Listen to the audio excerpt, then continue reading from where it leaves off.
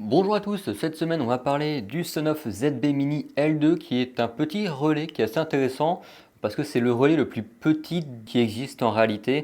C'est un relais qui est Zigbee 3.0, c'est un relais en fait tout simplement.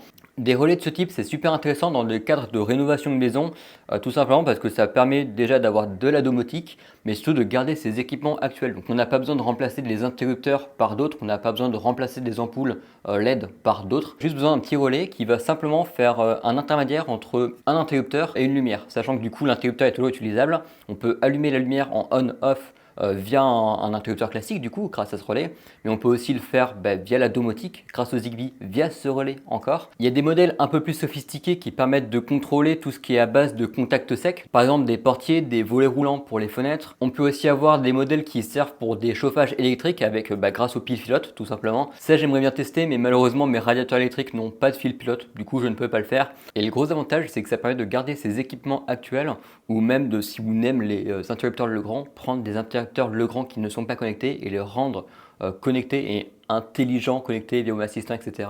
grâce à ce genre de petits modules. Le seul problème de ces modules, c'est qu'il faut les mettre dans des boîtes d'encastrement. Et ça, alors déjà, si vous n'avez pas de boîte d'encastrement comme moi, vu que c'est des interrupteurs qui ressortent du mur, ou des prises qui ressortent du mur, etc., ça ne marche tout simplement pas. Si vous avez des boîtes d'encastrement, mais qu'elles sont de 40 mm, ça peut faire un peu court, même pour des modules comme ça qui sont vraiment très petits. Et l'idéal, c'est d'avoir des boîtes d'encastrement à 50 mm, ou voire même du 50 mm, mais avec des poches encastrables en dessous. Il y a des petites poches où on peut ranger les modules en dessous, c'est un peu spécifique. Bon, ça marche très très bien, mais ça, c'est clairement pas toutes les maisons qui en sont équipées. Et la dernière chose à prendre en compte, c'est que ces petits modules-là, il existe de deux sortes. Des sans neutres, comme on a ici, et des avec neutres, comme on peut retrouver sur d'autres modèles. Si vous voulez utiliser ça pour faire du on-off de lumière, ce qui est l'utilisation la plus basique possible de ce genre de module, eh ben, vous aurez soit du neutre, soit pas de neutre. Je ne suis pas électricien et de ce que j'ai compris, les interrupteurs avec neutre, c'est des anciens interrupteurs qui maintenant ne sont plus à jour et que ça fait même un moment qu'on les retrouve plus sur le marché. D'ailleurs, moi, dans tous les appartements où j'ai été qui sont en dessous des années 2000, c'est même très rare qu'on retrouve des interrupteurs avec neutre.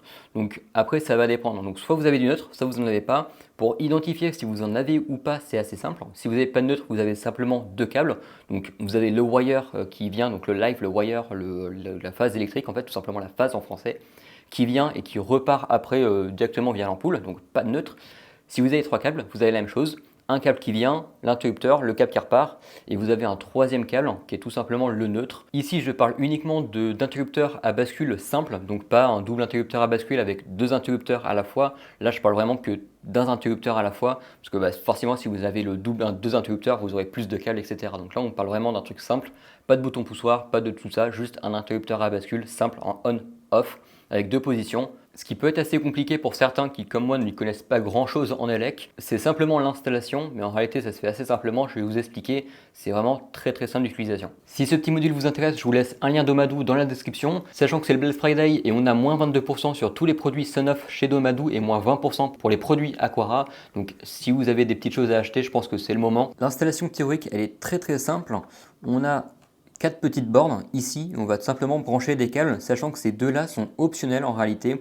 Ces deux-là sont uniquement utiles si vous avez besoin d'avoir un interrupteur, mais si vous voulez pas d'interrupteur, que vous voulez reboucher l'interrupteur, ces deux-là ne servent pas à grand chose. Comme je le disais, on est dans un cadre d'interrupteur simple à bascule, donc sans double bascule, etc. Juste un interrupteur à bascule simple comme on peut retrouver réellement dans tous les habitats. Ce qui peut être intéressant pour éviter les catastrophes, c'est juste de couper l'électricité avant de monter ce petit objet.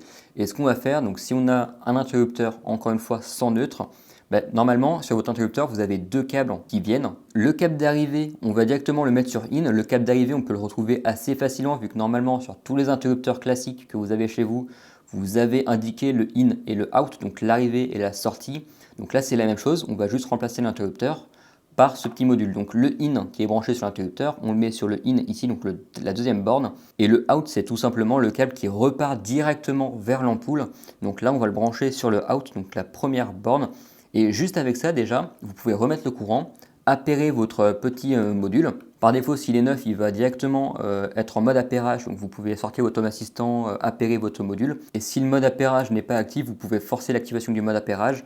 en maintenant ce petit bouton 3 petites secondes, enfin quelques secondes en tout cas. Et ensuite on a les deux bornes de droite qui elles sont optionnelles parce que si elles on les met pas, en réalité on a une ampoule classique mais qui peut être contrôlable via Home Assistant. Donc vous avez juste un petit toggle avec on-off. En soi ces deux derniers borniers ils sont utiles uniquement si vous voulez avoir un interrupteur physique. Et donc si vous suiviez bien, vous avez deux circuits électriques avec ce petit gars là. Donc un qui va arriver dans in de l'électricité de votre maison et ensuite qui va aller dans out pour retourner à l'ampoule.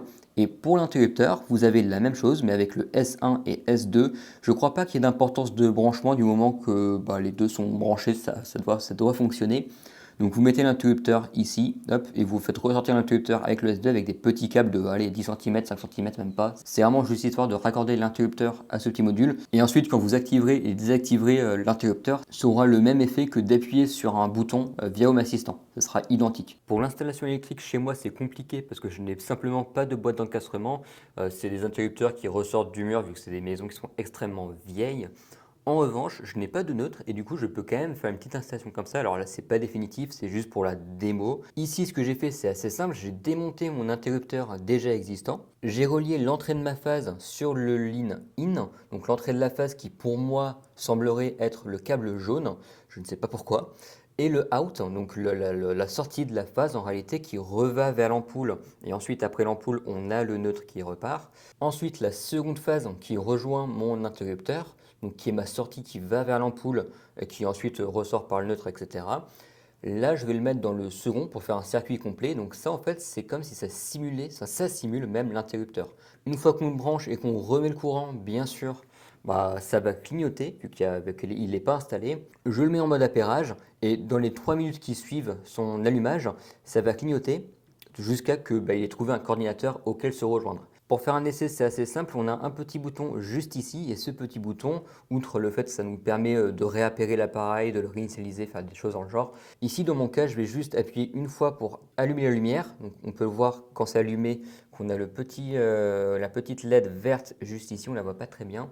Et ensuite, si je reclique une fois sur le bouton, ça va avoir pour effet d'éteindre la lumière. Bien sûr, cette installation, elle est totalement bidon. C'est juste l'idée de montrer un peu comment ça fonctionne. Ensuite, vous avez votre sortie S1 et S2 qui, elles, servent à le raccorder à l'interrupteur existant. Le schéma, il est assez simple. Vous prenez un câble. Donc moi, ça pourrait être celui-ci. Là, on ne le voit pas très bien, mais il est ici. J'ai un bornier ici. Il faut raccorder ce bornier-là, le premier bornier, à la sortie S1. Et le second bornier qu'on peut voir ici, vous le raccordez à la S2. Grâce à cette installation, ça permet de récupérer le on-off de l'interrupteur sans pour autant avoir un interrupteur connecté, mais ça permet aussi de garder l'avantage du sun-off qui permet de contrôler la lumière à distance via le Zigbee, donc via Home Assistant, JLOM, etc. Malheureusement, mon installation fait que je ne peux pas exploiter à pleine puissance ce genre de petit module. En tout cas, je suis très content d'avoir testé, de comprendre un peu comment ça marche en physique. J'espère que cette vidéo vous aura plu, qu'elle vous aura éventuellement été utile, qu'elle vous aura appris 2-3 choses. Et on se retrouve la semaine prochaine pour une prochaine vidéo. Allez, ciao!